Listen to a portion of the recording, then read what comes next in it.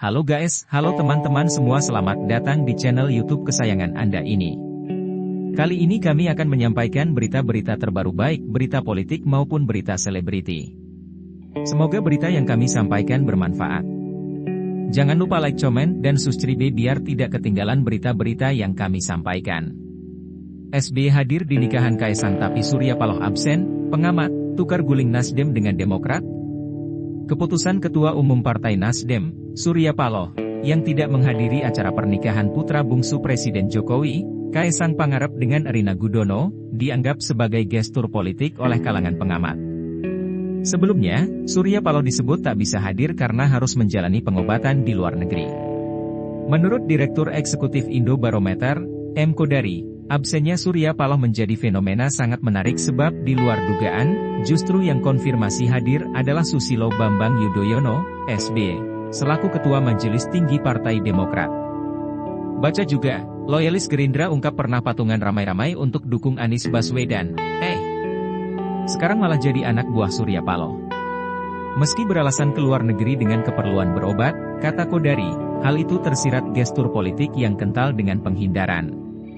Penghindaran ini bisa jadi tanda akan ada pertukaran posisi di pemerintahan antara Nasdem dan Demokrat. Kira-kira ini indikasi bisa terjadi pertukaran tempat di pemerintahan antara Nasdem dengan Demokrat. Jadi gesturnya SBY datang itu merapat ke pemerintahan Jokowi, minimal membuka komunikasi, ujar M. Kodari, Kamis, 8 Desember 2022. Untuk diketahui, akad nikah Kaisang dan Erina akan digelar pada Sabtu 10 Desember di Pendopo Royal Ambar Rukmo, Yogyakarta dan dilanjutkan resepsi pernikahan yang digelar di Pura Mangkunegaran Solo pada Minggu 11 Desember. Kodari menilai, selama ini Demokrat dikenal sebagai partai oposisi, sedangkan Nasdem semenjak mengusung Anies Baswedan sebagai capres mulai ada rasa oposisi dan terlihat renggang hubungannya dengan koalisi pemerintah. Kodari menduga kepergian Surya Paloh ke luar negeri disengaja sebagai alasan kuat untuk menghindari pertemuan dengan Presiden Jokowi. Sementara Surya Paloh berobat, itu gestur atau alasan klasik politisi untuk menghindari pertemuan-pertemuan yang mereka tidak kehendaki, paparnya.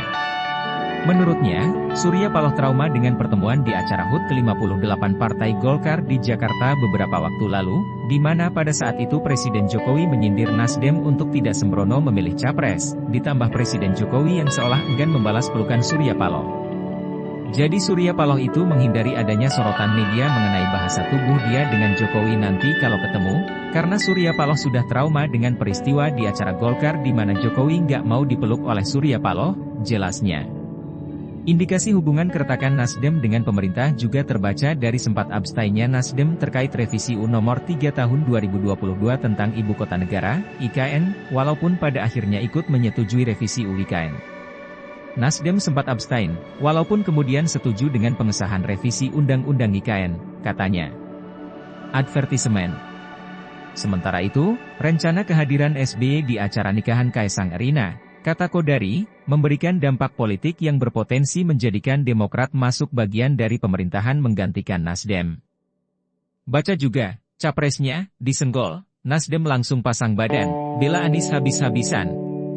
Lanjut Kodari, jika ternyata Demokrat gabung koalisi, ini akan menjadi potensi bagi Ketua Umum Demokrat Agus Harimurti Yudhoyono, AHY, untuk masuk kabinet yang akan menambah portofolio pengalamannya dalam pemerintahan. Buat Demokrat sendiri sebetulnya sangat bagus agar AHY masuk ke dalam pemerintahan. Dari dulu saya pernah bilang pernya AHY itu adalah pengalaman pemerintahan.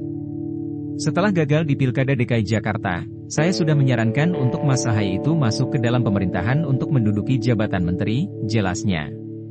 Lebih lanjut Kodari mengatakan, secara figur AHY sebenarnya berpotensi menjadi paket lengkap, tetapi dinilai masyarakat sebagai orang yang kurang berpengalaman. AHY itu sebenarnya potensial paket lengkap.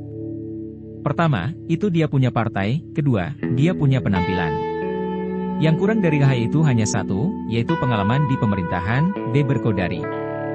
Kodari menyarankan supaya Demokrat masuk ke pemerintahan dan memosisikan AHY sebagai menteri agar memiliki pengalaman di pemerintahan dan makin dipercaya oleh masyarakat dan elit politik.